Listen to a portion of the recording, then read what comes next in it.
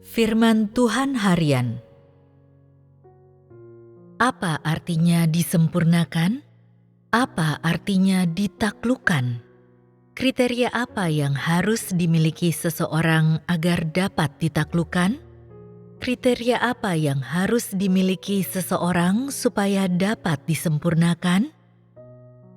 Baik penaklukan maupun penyempurnaan, keduanya bertujuan untuk membentuk manusia supaya ia dapat kembali kepada gambarnya semula dan dibebaskan dari pengaruh iblis dan dari watak iblisnya yang rusak. Penaklukan lebih dahulu terjadi dalam proses pembentukan manusia, yang artinya proses tersebut adalah langkah pertama dari pekerjaan itu. Penyempurnaan adalah langkah kedua atau pekerjaan penutup. Setiap manusia harus melewati tahap ditaklukkan. Jika tidak, ia tidak akan bisa mengenal Tuhan dan tidak akan mengetahui bahwa Tuhan itu ada, yang berarti ia tidak akan bisa mengakui Tuhan. Jika seseorang tidak mengakui Tuhan, tidak mungkin baginya untuk dilengkapi Tuhan, sebab ia tidak akan memenuhi persyaratan untuk penyelesaian ini. Jika mengakui Tuhan pun tidak, bagaimana mungkin engkau dapat mengenalnya? Bagaimana mungkin engkau akan mencari Dia? Engkau juga tak akan bisa menjadi saksi bagi Dia, apalagi memiliki iman untuk memuaskannya.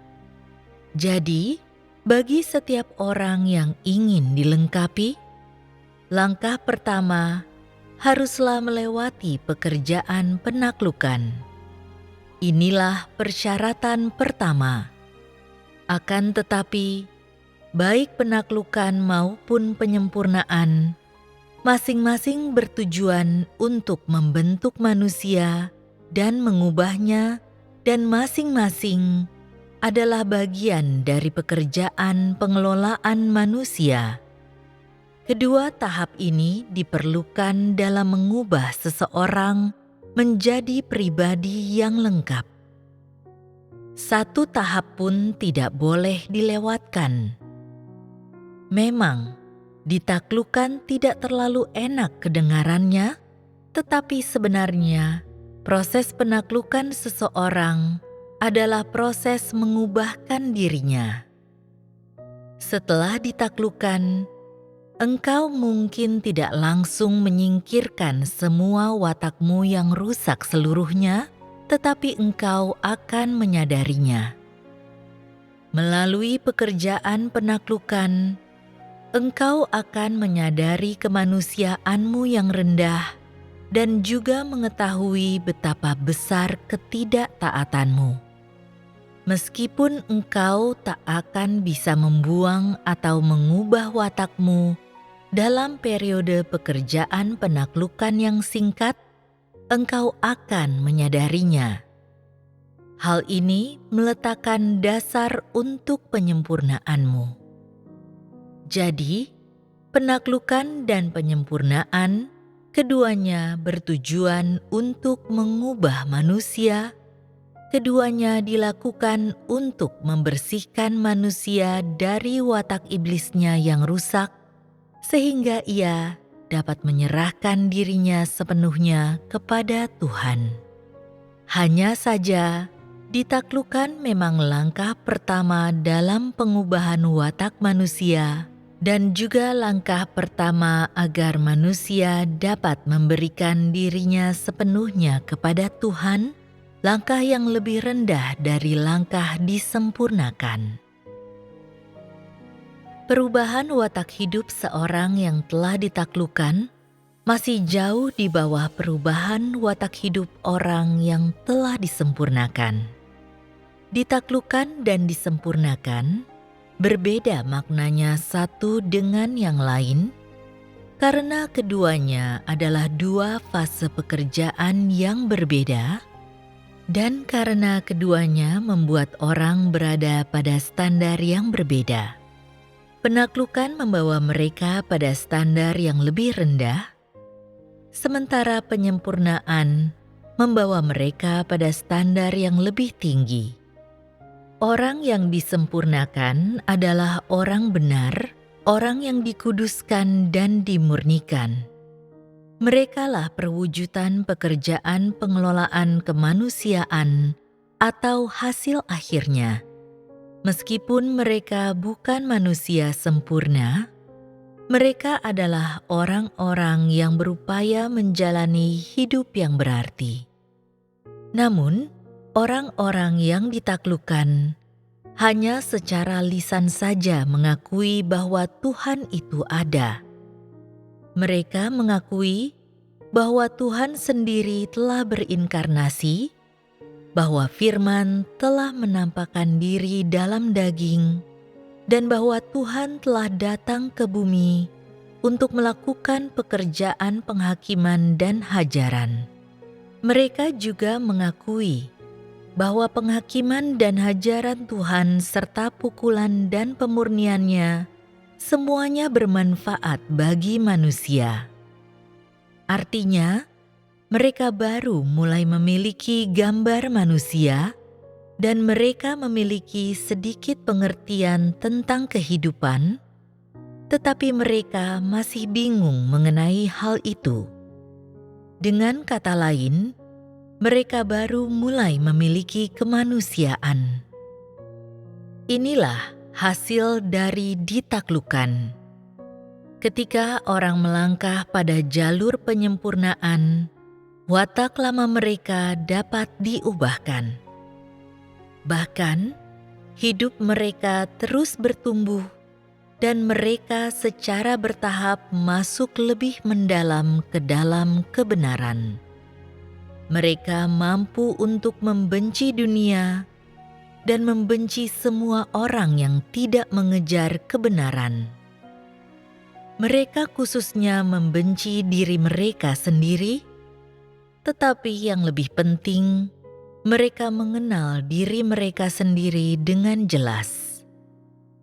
Mereka mau hidup sesuai kebenaran dan menjadikan pengejaran mereka akan kebenaran sebagai tujuan.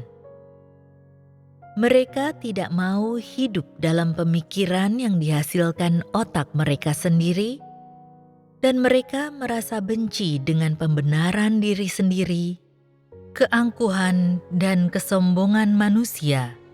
Mereka berbicara dengan sangat memperhatikan apa yang patut, menangani segala sesuatu dengan kearifan dan hikmat, serta setia dan taat kepada Tuhan. Saat mengalami hajaran dan penghakiman, mereka bukan hanya tidak menjadi pasif atau lemah, tetapi mereka bersyukur untuk hajaran dan penghakiman dari Tuhan.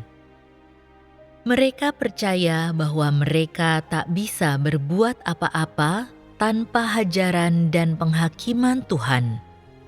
Mereka dapat menerima perlindungannya melalui hajaran dan penghakiman itu. Mereka tidak mengejar iman untuk mendapatkan kedamaian dan sukacita, atau iman untuk mendapatkan makanan demi memuaskan rasa lapar mereka. Mereka juga tidak mengejar kesenangan daging yang sementara. Beginilah orang-orang yang telah disempurnakan.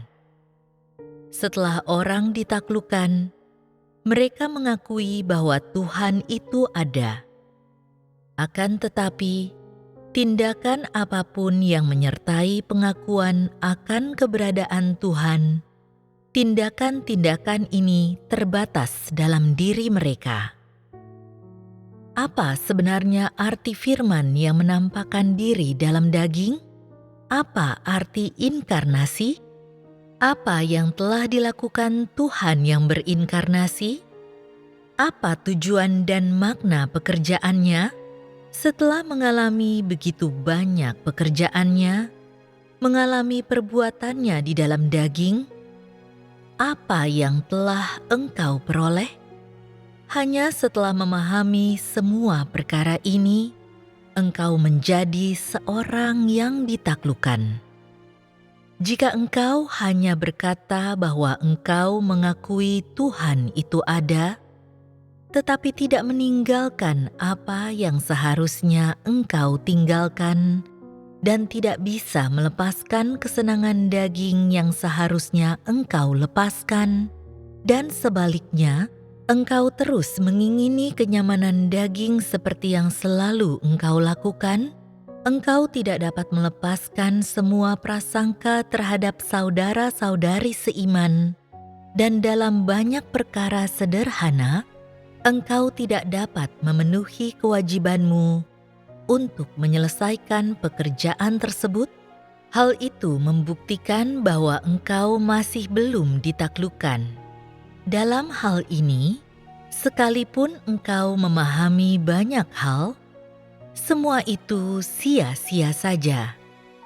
Orang-orang yang telah ditaklukkan adalah mereka yang telah mencapai tahap awal perubahan dan tahap awal jalan masuk. Mengalami penghakiman dan hajaran Tuhan membuat mereka mulai memiliki pengenalan akan Tuhan dan pemahaman awal akan kebenaran. Meskipun untuk banyak kebenaran yang lebih mendalam dan terperinci engkau tidak dapat benar-benar masuk ke dalam realitasnya, engkau dapat menerapkan banyak kebenaran dasar dalam kehidupan nyatamu, misalnya kebenaran yang menyangkut kesenangan dagingmu atau kedudukanmu sendiri. Tentu saja, semua ini adalah hal yang dicapai dalam diri orang-orang yang mengalami penaklukan. Sebagian perubahan watak juga dapat terlihat pada orang yang ditaklukkan. Misalnya, cara mereka berpakaian dan berdandan dan kehidupan mereka. Hal-hal ini dapat berubah. Sudut pandang mereka akan kepercayaan mereka kepada Tuhan berubah.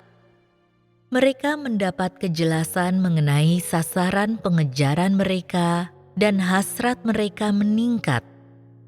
Dalam perjalanan menjadi orang yang ditaklukkan, watak hidup mereka pun sama halnya dapat berubah. Bukan berarti mereka tidak berubah sama sekali.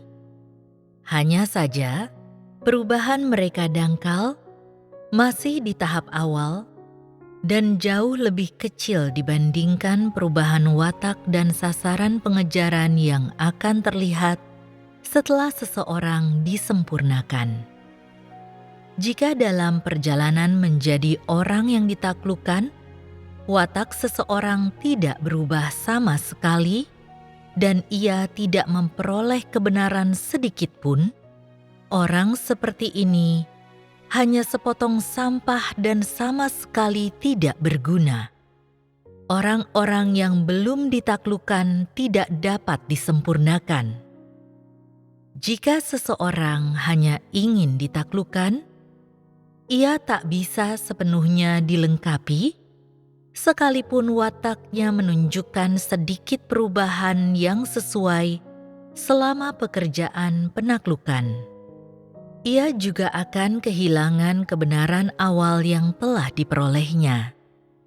Ada perbedaan besar antara banyaknya perubahan watak pada orang yang ditaklukkan dan pada orang yang disempurnakan.